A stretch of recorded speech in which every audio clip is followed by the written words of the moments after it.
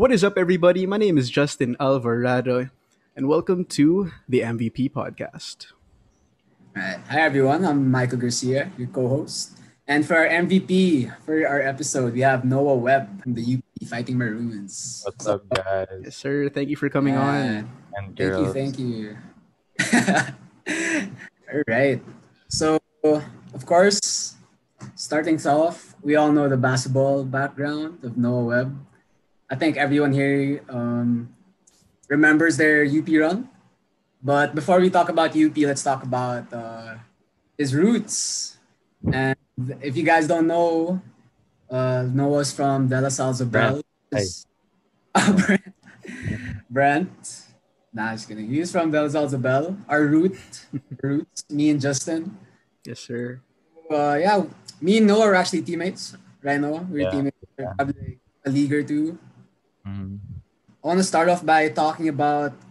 I remember during one of our tournaments, well, not really one of our tournaments, one of our years, there was like a year when you went to the States, right, to Yeah, train. And then you came back a year after. Yeah, I remember before you left for the States, we were playing in this league under Coach Jimwell. And that league, we were playing it in Notre Dame, Notre Dame a lot. And to be honest, our team wasn't really so good. dude, we were getting like whacked. I remember we played But Ateneo Team B, exactly. or was that Team A? Team Basta, A. they Team had A. Trinity, the Nietos, Mamuya. Yeah, We lost yeah. by Oh like my god. 70, I think. Oh my, yeah. I think I was gonna say 80 actually. Man, that was so bad, bro. Yeah, it was. And Yeah. yeah, and then the year after that, you went back. You went to the States to train, and then you came back. The first time I saw you, I was part of a league, and then I think we were gonna join another. I was already part of a team for a league, and you were still like trying out ish because you just came back. Right? Yeah, And I remember we were in gym too, 8 a.m. practice, and this guy, Noah Webb, was already like dribbling down the floor, two balls, doing his dribbling drills. I'm like, oh my god, this guy's different. yeah. I just Back wanna. in Vera, dude. That's true. That's true. But although yeah, I was lucky enough to be able to take some time off to go to the States and train. But looking back, I sort of di naman squandered, but did not use the opportunity to Opportunity, its right? max or its potential. Like I was such a shy kid. I sort of looked at it at the time. I super remember my perspective on taking a year off school and just going to the Okay. States to train. And training was just maybe 60 to 65% of what I did there. The rest I was just Oh. playing Modern Warfare, just hanging out at home, enjoying the fast Eh, internet. But like looking back, that was money spent on me by my sponsor, my grandpa. And I could have been at the gym or whatever. But um, yeah, it's just right now it's just a lesson. I learned a lot. okay. There were really cool times where I acquired all these skills and all these Yeah. philosophies in a way. Lessons, Yeah, right, lessons. right. Yeah, but Perspectives. yeah, Yeah. looking back, I could have done better. But yeah, we're curious because in Philippine basketball, it's always such a big thing to go to the States to train. Yeah, I know Ateneo and San Beda, they train, they go there like a year, like once a yeah. year. So yeah, if you could like differentiate, like what makes the training camps in the States just better than the training camps here locally? I would say, definitely like the coaches. Okay. Not that their coaches are better than ours, but if you think about it on like a grander scale, or think about it in the context of our countries, how the Mhm. Philippines is a third world country and the US is a first world country. If you were just to s- simply looking at that, put it in the context of basketball. We're Right. a Okay. I see. I basketball see. third world country, and Uh, they're a country that can spend much more time on recreation and sports. Mm, So they I have see. more coaches, more time to play games. Like I remember, and I still believe that one of the best ways to like improve is to Mhm. play as many games as you can. And in the States, like I told you, I wasn't even doing that the really extra stuff, but I was playing like 6 games a weekend per weekend. Wow. Here we That's a play lot. one game a Yeah. weekend. That's a Yeah, lot. yeah, Right. yeah. There's like tournaments every week, and that was like one of the best parts about going to the States. Just playing and playing. I see. Wow. So it's really repetition that it Yeah, provides. definitely. Yeah. I see. So how many? So like what per weekend? That's like what? How many tournaments? Like Uh, it would be like a tournament per day, and per day okay. you would maybe play depending on how many games that you won. You'd Mhm. I would probably play around 3 games per day per Wow, tournament. that's a lot. Yeah, Wow. and because in the States there are club teams. Mhm. Yeah, so with more club teams, there are more like participants for random tournaments, Mhm. and obviously more tournaments, more games. But All right. going back to, I guess, how you you said something about, were you talking about like the coaching culture or something like that? Mm-hmm. Mm-hmm. At the time, although now I'm starting to realize or learn about more, or what's the word, expose myself to more coaches. Mm-hmm. At the time in the States, it was the first time where I experienced like the coach was just saying, shoot it if you're open, and they'll get mad at you if you don't shoot it Don't and you're shoot it. open. Yeah, Wow. yeah. Hmm. It's Okay. like we made you open and you're not gonna shoot it. What the fuck? Right, right, What I right. mean? Yeah. Yeah, yeah, yeah. It's really cool. Yeah. Wow. If that was in the Philippines and you're open, what do your coaches say usually? It's also shoot it, but then when you miss, it's just like you should have passed it. Ah. Okay. Right, right, right. Not always, but Yeah, that's like yeah. Right. Okay. I see Absolutely. the difference. Yeah, yeah, yeah. All right. So, yeah, going back to your high school life, before you, I'm not sure if it's actually before you left for the States or when you came back, but I remember you just got this growth spurt out of, like, all of a sudden, man. Then, yeah, and I remember before you went to the States, you were already like a guard. You already had like some guard, like a guard skill set, and then you had your growth spurt. So, talk us through that. Like, for me, it's kind of like an AD situation. Like, you're a guard. Mm. Then especially in the Philippines where height is might, and come back with a growth spurt, of course you're gonna play big. So yeah, how's yeah. that? Guards with a guard skill set. Well, I guess you could say like if you were to compare me to AD, you know those memes where it's like, "Mom, I want AD," and then they're like, "We have AD at home." That's me. So yeah, so like AD growth spurt was like what, 8 inches or Right, almost right. a foot. Mine was like Yeah. from 5'7". I came back, I was around 6 flat. Mga ganon. 6'1". Okay. Yeah, Okay. 6'1". Okay. Yeah. So right now I'm reaching, I guess, my height that I'll be forever, which is almost 6'2". Like that much from Okay. 6'2". Yeah. Okay. Okay. So just to give you guys perspective, Alright. and you were talking and you were asking me about like what it's like being a guard and then coming back, and then syempre, if you're above 6 feet in Yeah. Yeah. You're. Right. power forward center. Yeah. Yeah. So it honestly, I don't know, I was just happy to get the position because before I left, I wouldn't say that I was really good in the guard spot because I want to say, one, I joined basketball late, so I joined around grade 7, Okay. and two, I wasn't really that hardworking. Like my brother would literally have No to problem. drag me to like practice in the morning, and I was Uh, like, oh damn. But I could, if you give me the ball, there's like a 70% chance it'll make it past half court. You know, like but going like going to the States, I had a personal trainer, and he literally transformed me because we would train every day, Wow. like maybe rest twice a week, and dribbling was always part of the workout. So I remember there was this.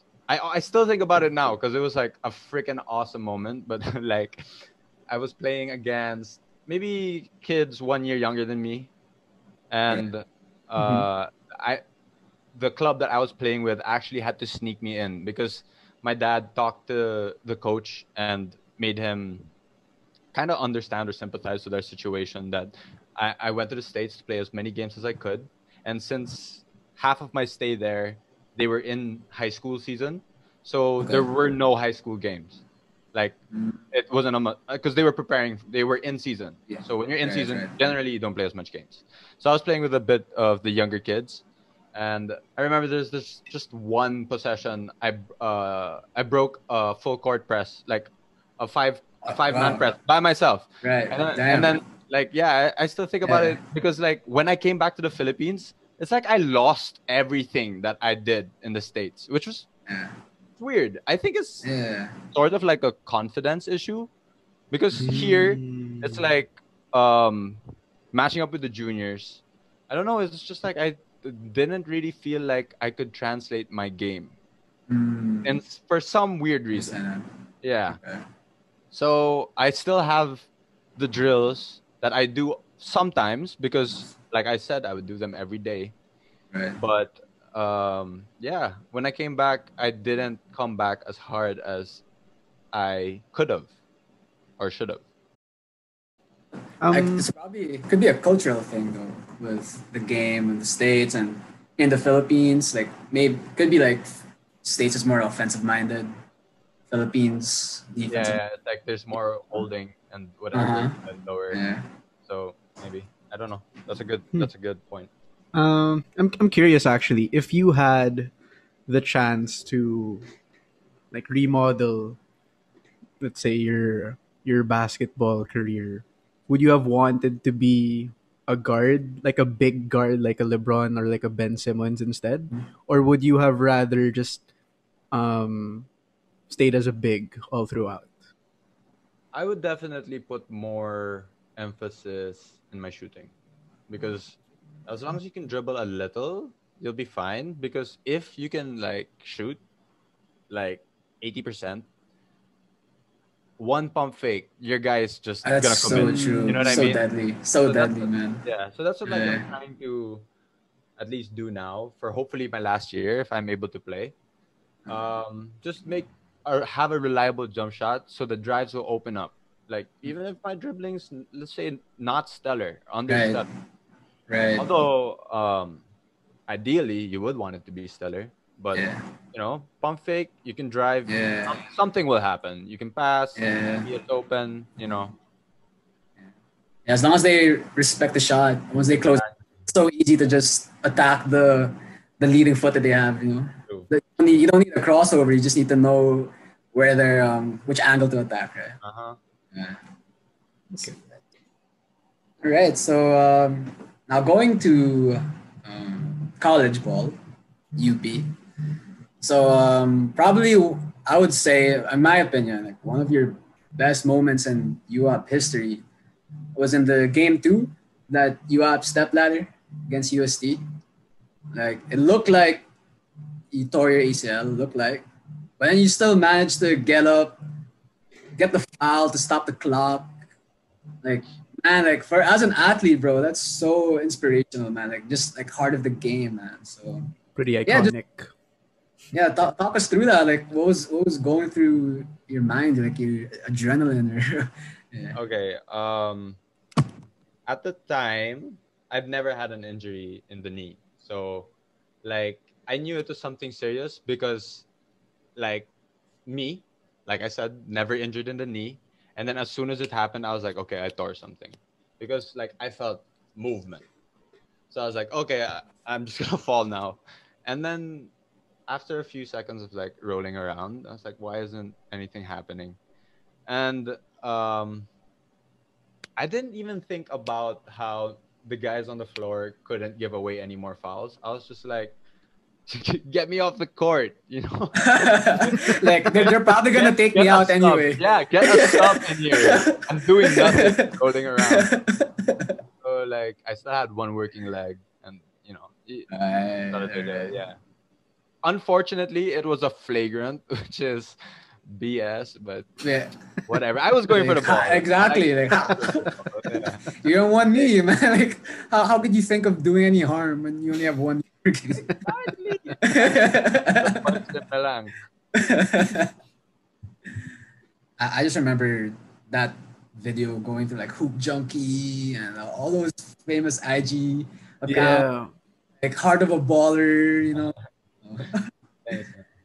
So yeah, being the captain though, because we all know your UP team got some recruits all of a sudden. Ricci, Kobe, so you had a lot of talent in there. So yeah, being the team captain, how did you build that like camaraderie with the team, especially with all the talent? Like for sure, someone has to instill the teamwork in there. Yeah. Yeah, I agree. And it wasn't me. It definitely wasn't me. Like, Oh, okay. yeah, okay, with regards to how the teamwork was instilled, it kind of happened on its own. It was definitely a learning process. Mm. A lot of guys that are used to having the ball in their hands suddenly, coach favors one, obviously. And uh, it was more or less Kobe sometimes. And then other times Richie, but uh, Juan coming off a stellar season, and we don't forget Javi and Bright.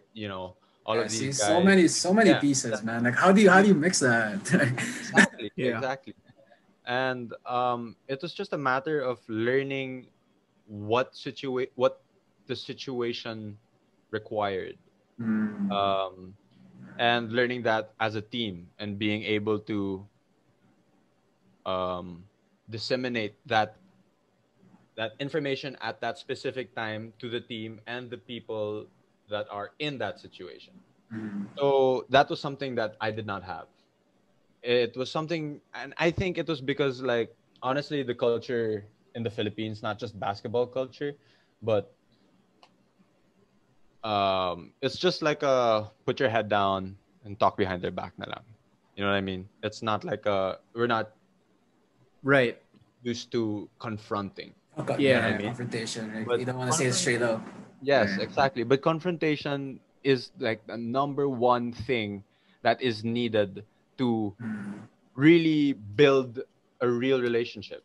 You know what I mean? If you're just gonna hold shit back, you're not really gonna get through to one another. You can be plastic about it, but Yeah. then yeah. you know what I mean? That's true. So that's one of the things that I learned from Kobe. Like he is and Bright. They he is really like straightforward. He kind of grew up in the States. He left after like after first year second year high school. I think he left, and he Hmm. was there for maybe 3-4 years. And those 3-4 years, he was ingrained in that culture. He just played basketball with his team, whatever. So they're used to like if you if you're doing something bad, they're like, hey, you suck. Change yourself. Do something better. And um I it is my belief that as a team captain, I should or a team captain should be able to talk to his players or his teammates or his or her teammates in like the most appropriate way in the situation. And being able to do that, there is no room for um oh, how's he gonna feel if I say this? You know what I mean? Right. Like, Yeah. is it gonna ruin the relationship with the team, with me? There's no room for that. Like, I had to understand that we're here to win. Mhm. We just because I'm saying it doesn't just because I say like harsh things doesn't mean like I'm a mean person. Because like I always want to be a kind person. I always want to like not hurt people's feelings. But Mhm. like in a high stakes, high adrenaline, Exactly. high energy, Mhm. like I kind of had to learn how to put myself in the mentality of it's us or them. And if I can't trust my teammates, then they can't trust me, and we can't go into battle, um, you know, like fully trusting each other. Yeah. You know what I Yeah. mean? It's like going into something like half-heartedly. Yes, exactly. Of You need to course, be like really collective. yeah. Even if we're good, like look at where we are. We had a twice to beat. and we lost. We were good, and it brought us all the way there, but we were lacking something. And if we had the same team coming into next year, I really feel like because quarantine has given each of us, I can't speak for them, but for me, I've done a lot of reflecting, and like I said, those are the things that I've learned, and I hope to bring that to the team. All right. Yeah. Let's see. Wow. Yeah. I agree completely with the whole Wow. culture that you have to instill wherein confrontation is essential. Yeah. Because yeah, on point, the whole Filipino culture na, I think the best word to describe it is mahinhin. Yeah. Like, Mm. we kind of beat around the bush, Yeah. we're Definitely. shy when we have to confront one another, you know. And at least Kobe brought that whole perspective that confrontation is essential Yeah. for, growth. Mm-hmm. Because I think it goes even way beyond basketball. Because even in Yeah, for business, sure, for sure. right? Like, it's hard to just beat around the bush, avoid the problems. And it's good, I would say, that you have that kind of culture, because at the end of the day, all you want to do is succeed, Yes. right? So Definitely. Yeah. Right. Thanks. thank you so much for watching. If you dig that video, please don't forget to click the like button and subscribe to our channel. And last but not least, don't forget to click the notification bell so you don't miss out on any video.